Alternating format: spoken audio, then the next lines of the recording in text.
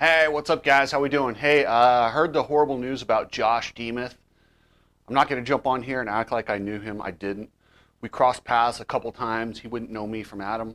I'm not going to do sponsor reads or ask you to subscribe on this one. It's kind of just a tribute to Josh Demuth as a fan and what I saw.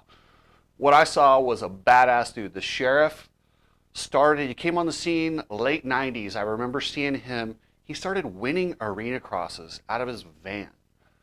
Just showed up, him and his girlfriend, which, let me just say this, every single time I ever saw Josh Demuth, he liked winning races and hot chicks, and he did a lot of both of those things.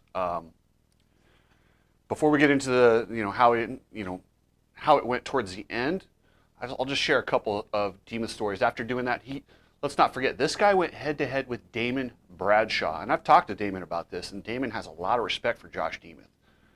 Josh rode his ass off and forced Damon to do things he probably didn't want to do in arena cross, and Damon broke his leg and Josh triumphed. Not many people can say they went head to head with the Beast from the East and won. The sheriff, Josh Demuth, was one of those guys. He came out after arena cross, raced Supercross for Buku. I believe he got like fourth or fifth in the 450 class. That's right, out. Him and Brock Sellards both rode Buku bikes and finished like 5-6. Josh Demuth was so talented. I ran into him at Boulder City Motocross opening. He had signed with Hart and Huntington to race for their Supercross team. The track was opening. They had the arena cross track. They were letting all of us ride it. I was out there riding it. Keep in mind, I haven't been on an arena cross track since '98, and I wasn't that good to begin with. My thought process on whoops back in the day, I was riding in 1990 125, which is the equivalent of probably a Fantic 50 these days. And what I would do is I would shift down. I know, completely wrong. Shift down to make sure my bike never bogged and I could skim a little bit. It was a 125. Like, that actually worked for me on the 125. When I started racing arena cross on the 250, it didn't work. I couldn't figure out what to do. I didn't know shift up a couple and just pin it. So I would try and find a jump line or just pin it and pray. It was not good. That's why I went to college. But watching those guys, I went over there and was riding the arena cross track, and I'm trying that on my 450. I shift down, and then just about kill myself. And I saw Demuth hit those things. He went up 2 gears and went faster than anyone I've ever seen go through a whoop section. I don't think I could have gone that fast if it were a flat straightaway. Like, it was amazing. I was like, wow, that's why he's an arena cross champion. There was a double-double for me. Some of the pros were going 3-1. Demuth, with hot chicks out there, let his ego get the best of him, and he went for 4, broke his wrist. I honestly believe that year with Hart and Huntington, he would have been top 5, and he probably would have changed the whole trajectory of his career. I think he would have gone on to some Supercross big things. Unfortunately, he broke his wrist. I don't know really where he went from there. I did cross paths with him at a Tucker Power Sports sales meeting. I believe it was 2013-14. Of all places, in a strip club called The Lodge, with him. He was with Brian Deegan, the general. And I said hi to him, and that's when I had a little run-in with Brian, but it is what it is. But Demuth, he had a bad accident after he got done racing, lost his leg. I can't imagine, well, I can imagine it because I almost lost my foot. I lost a toe, and they were going to amputate my whole foot. So I kind of can relate to but he actually had it cut off. And just losing part of my foot put me into a weird place of, and once you become an amputee, I don't know what his situation was, if they gave him painkillers or not, I don't know.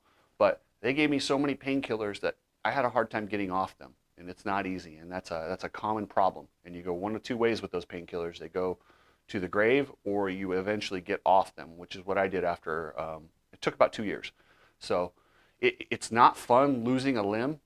I can only imagine from the highest highs he went through, from racing, hot chicks, to all of a sudden now being an amputee.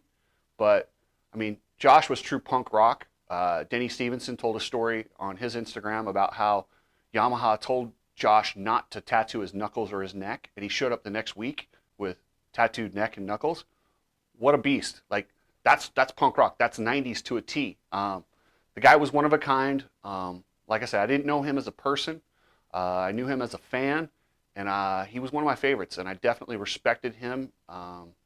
Yeah, when I saw him and Deegan at the strip club, he was actually really cool. Deegan, not so much. But, it is what it is. I don't know exactly the story with his death or how it went down, but it's all too common. We've lost Brian Swink. We've lost so many guys. I would imagine it's a similar story.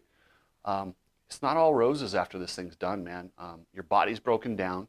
And I'm not talking about just the high-end guys, the champions. I'm talking about a lot of these guys that are, you see their names pop up in the Supercross, just as trying to qualifying. Those dudes take the same abuse as the top guys. They just don't get the focus. And life after racing is just as hard for them.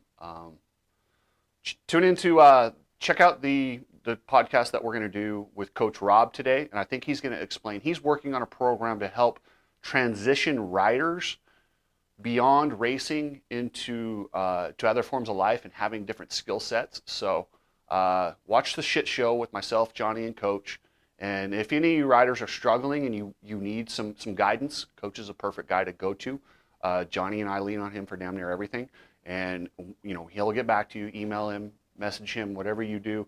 Coach is just a genuinely nice human being, and he cares. And seeing this with Demuth and these other guys, it really does bother us. We're humans too, and it sucks to see one of your fans or one of your heroes or one of the guys that you looked up to. Because I did. Josh Demuth was a bad dude, and how do you not look up to a guy that shows up at the track, absolutely crushes it, wins races as a privateer, tells factories F off, dates hot chicks.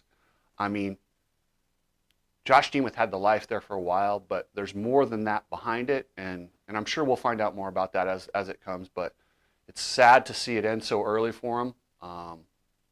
But yeah, anyway, hey guys, just, pour some for Josh Demuth, and yeah, that's it, guys. That's what I had as my little tribute to the sheriff. Thanks, guys. Later.